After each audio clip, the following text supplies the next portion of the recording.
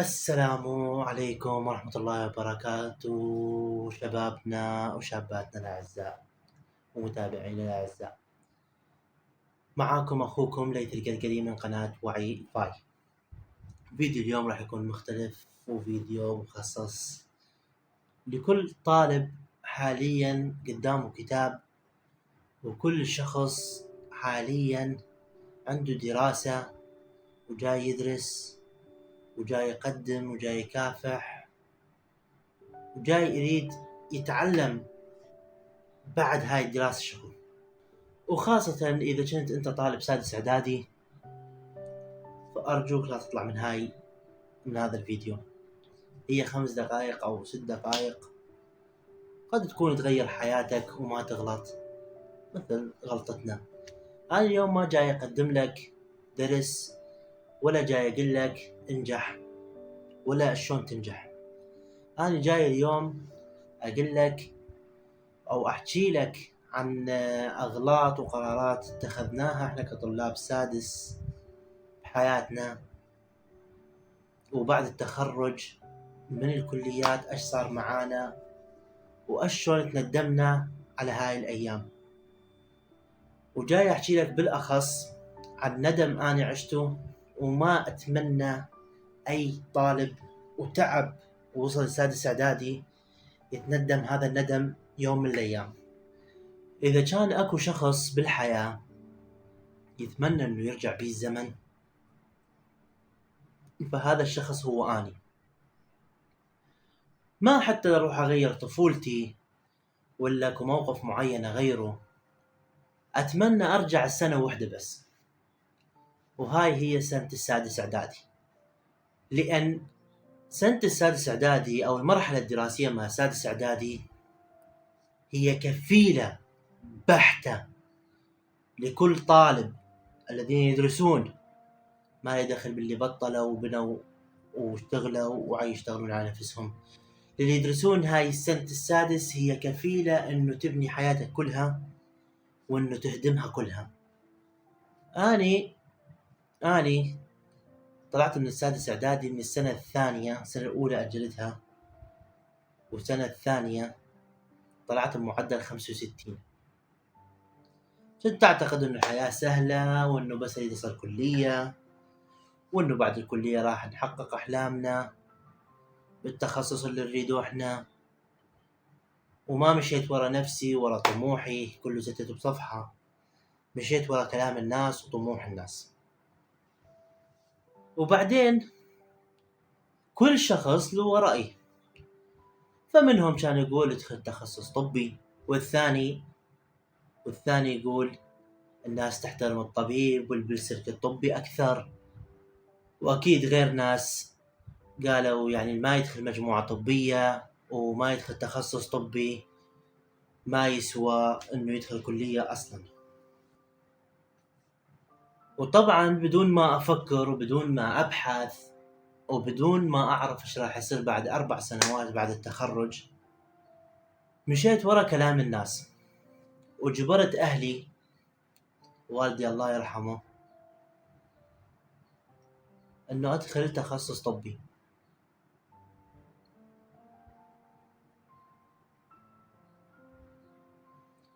ودخلت تحليلات مرضية، وكنت اشوف انه اسم المحلل بس هو قدامي، وما فكرت هل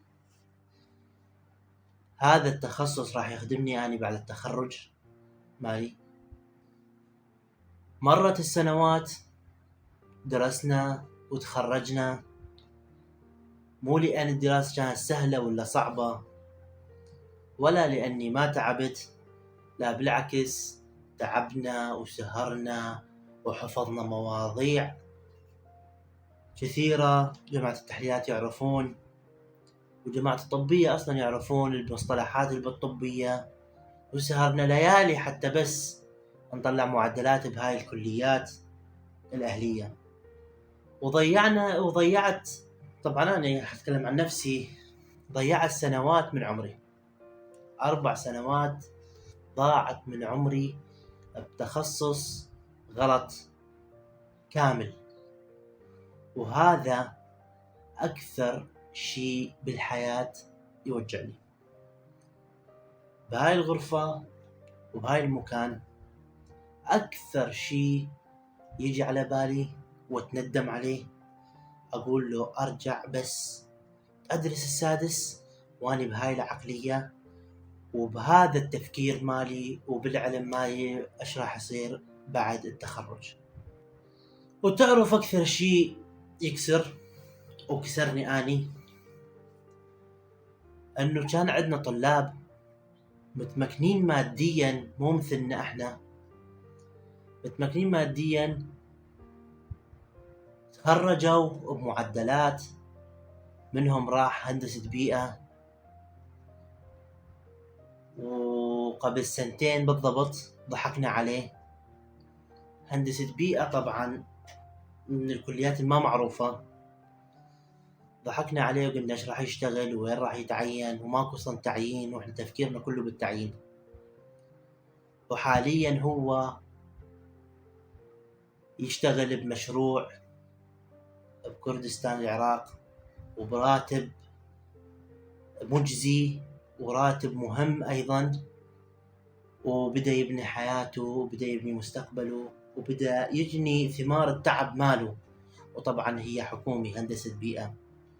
ومنهم اللي تعبوا بالسادس من أصدقائي واللي حد أنا بتواصل معاهم، تعبوا بالسادس وطلعوا معدلات فوق 90 وراحوا هندسة حاسبات.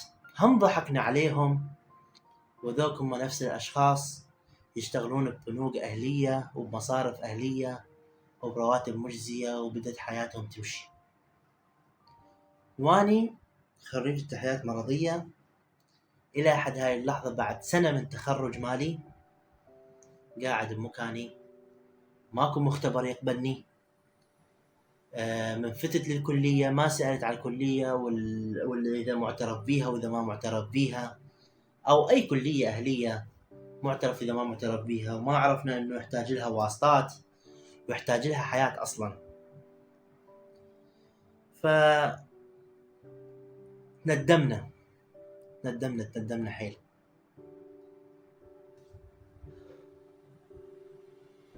وكل ما أشوف هذول أصدقائي بصدق، يعني إذا هم يشوفون الفيديو أفرح لهم حيل، لكن بيني وبين نفسي أقول سالفة واحدة، ما أحسدهم عليها وعلى حياتهم، هاي رزاق من رب العالمين، لكن بنفسي أقول شغلة واحدة، أتمنى لو أرجع للسادس وأتعب وانطيه حقه الصحيح حتى ما أقع بهيج موقف اللي أنا بيه حاليا.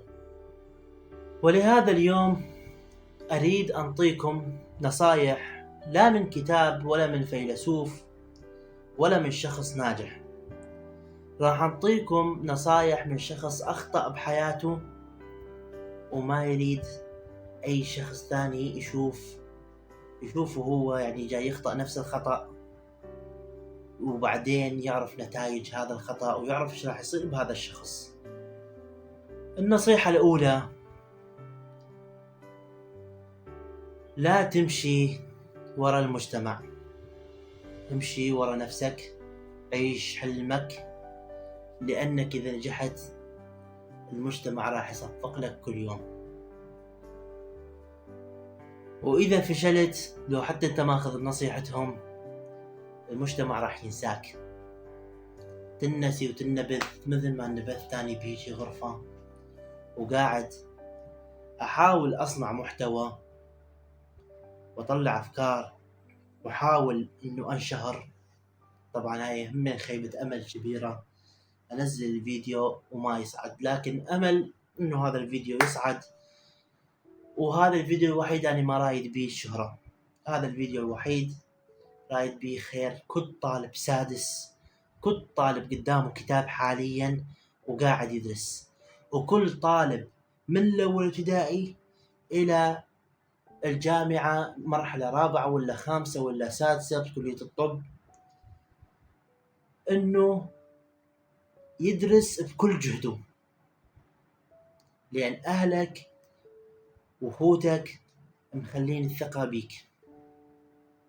وأنا من الأشخاص اللي بالسادس إعدادي كسرت هاي الثقة، والظروف اللي كنت عايشها يعني اللي يعيشها بذاك الوقت راح يقول لا أنا مسوي إنجاز، لكن بنفس الوقت اعذرني، أنت ما مسوي أي إنجاز، أنت غلطان بحق نفسك. مهما ما كانت ظروفك صعبة، أكو لحظات كان لازم تدرس بيها أكثر. هذا الكلام اللي بعقلي 24 ساعة. أكو لحظات كان لازم تنطيها وقتها، وأكو دروس كان لازم تنطيها جهد أكثر لو حتى ما عندك الوسائل ممكنة. واعرف شي مهم، نتيجة السادس أنت راح تعيشها، ونتيجة الدراسة أنت راح تعيشها. أنت الوحيد اللي راح تعيش إذا كانت نتيجتها حطام، وإذا كانت نتيجتها عالية أنت الوحيد راح تعيشها، وأنت راح تحس بالذنب، ماكو غيرك راح يحس بالذنب، لا أهلك لا أبوك لا أمك.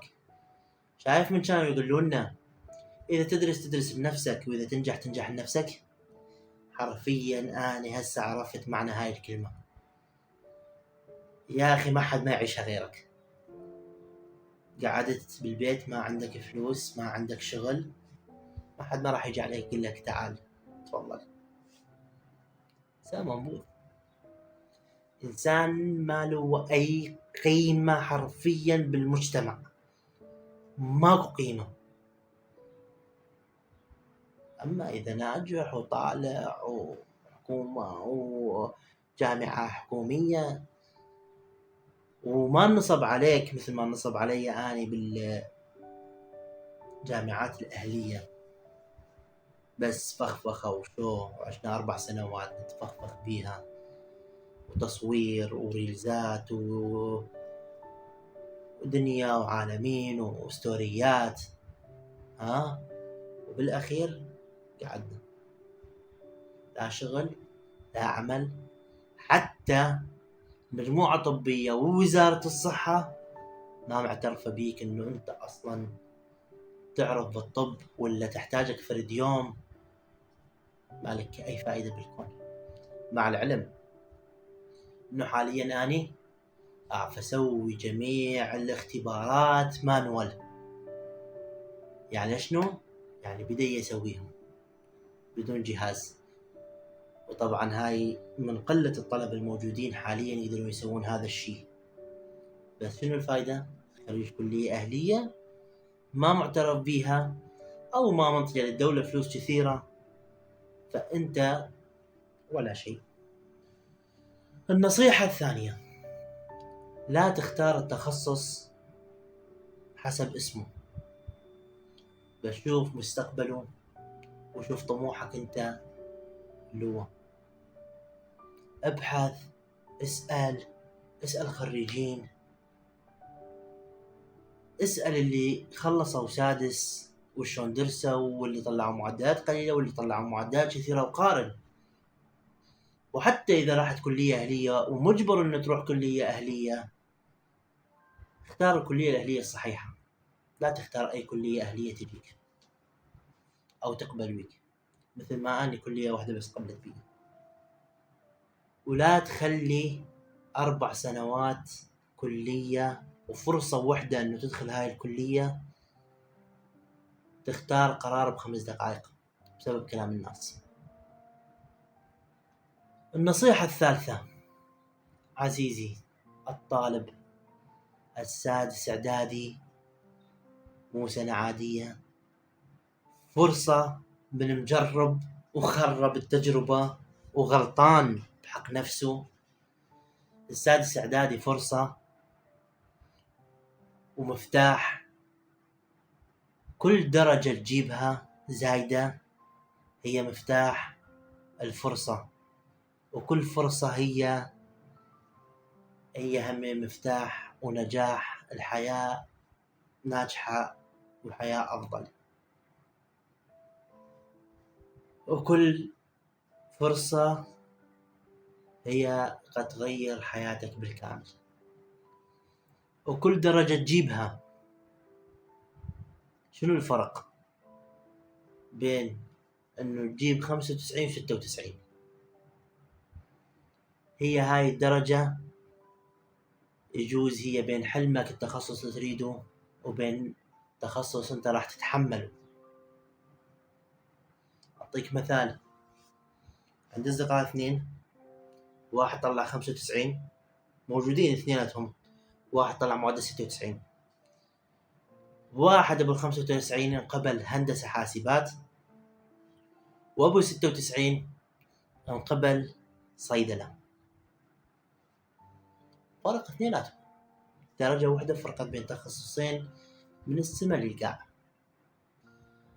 النصيحة الرابعة عزيزي الطالب، إذا تعبت بالدراسة أبد لا تزعل، لأن هذا التعب هو فقط مؤقت، وإذا عفت الدراسة ندمها راح يظل طول سنين طويلة لحد ما تموت. والنصيحة الخامسة والأخيرة، إذا عندك حلم أبد لا تتنازل عنه حتى لو ضحكوا عليك.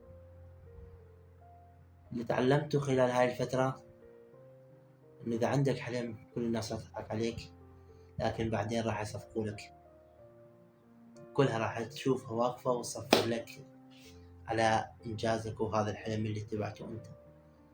والله إذا أحد جاء سألني حاليا شنو أكثر أمنية تتمنى تحقق، والله لا فلوس ولا بيت ولا سيارة، أتمنى أرجع للسادس وبعقلي الحالي، وأعرف قيمة كل دقيقة، وأعرف قيمة كل درجة، وأعرف قيمة كل كتاب أدرسه، وأعرف قيمة التخصص اللي راح أختاره. وحاليا أعرف أنه كل ساعة دراسة واحدة ممكن تغير حياة كاملة. كل ساعة دراسة واحدة تغير حياتك. إذا أنت طالب حاليا وجاي تدرس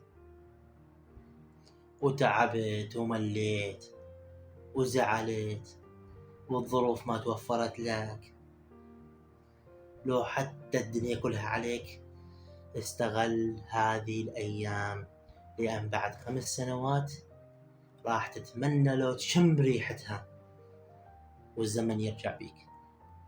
لكن الحقيقة أنه الزمن وقف بعد ما يرجع، الزمن يتقدم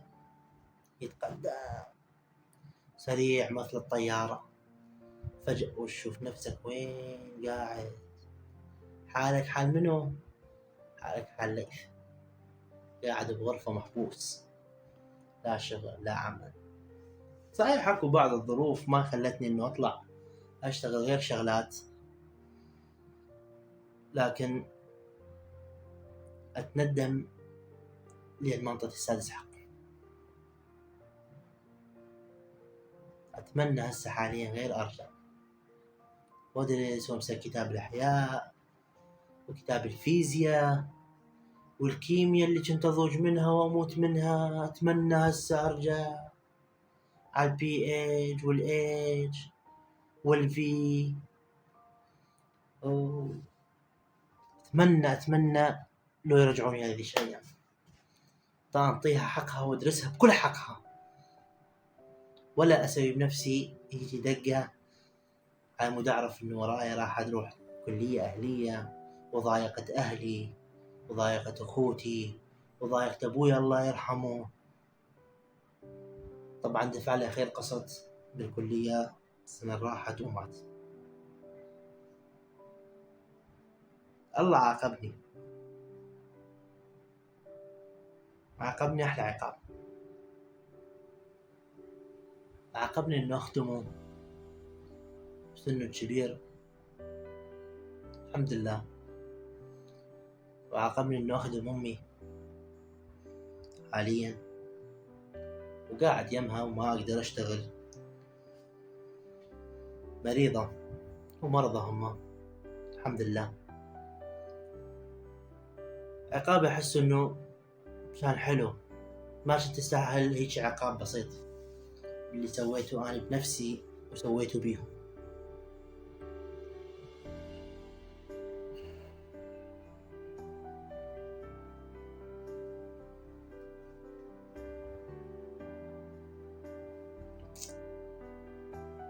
ما أعرف. أنت تستاهل عقاب أقوى، تستاهل عقاب أقوى من هذا. أنا قاعد يم والدتي حاليا وجاي أقدم لها عندي.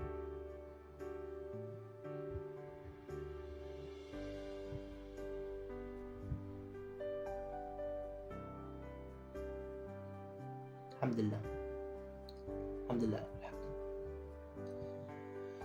ونرجع للفيديو مالنا. لا تضيع مستقبلك حتى ترضي الناس، ولا تضيع حلمك حتى تمشي ورا رأيهم، ولا تضيع وقتك بالدراسة بسبب الراحة حتى ترتاح، لأن الراحة المؤقتة تصنع لك ندم طويل الأمد. وأريد أختم الفيديو بجملة واحدة: لا تخاف من تعب سنة واحدة، بل خاف من ندم سنين طويلة.